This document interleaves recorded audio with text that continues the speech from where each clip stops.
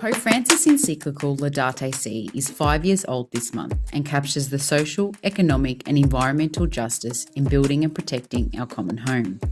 It details a pathway of hope as we face the planet's environmental crisis. In Australia, the ongoing climate crisis we face are bushfires, which in turn affect our wildlife and nature of our common home. In 2019 to 20, over 18 million hectares were burnt, destroying over 6,000 buildings, including over 2,800 homes, and not to mention the loss of habitats and species. We must recognise climate instability and biodiversity loss as crisis.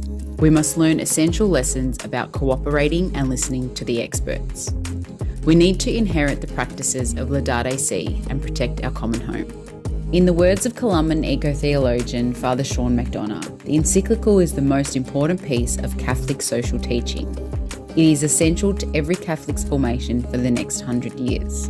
Columbans practiced the words of the encyclical, not only in Australia, but throughout the world.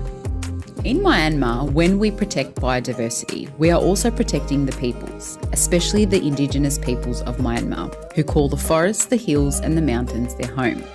Columbans in Myanmar collaborate with dioceses in education and experimental learning about the many themes and spirituality of Laudato Si. In Pakistan, we are trying to raise awareness on environmental issues in parishes, community groups and schools and bring Laudato Si alive in the diocese, especially during the season of creation.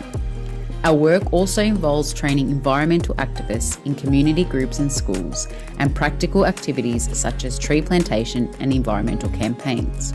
In the UK, Columbans work with school groups helping young people to encounter nature and supporting the youth strikes for the climate.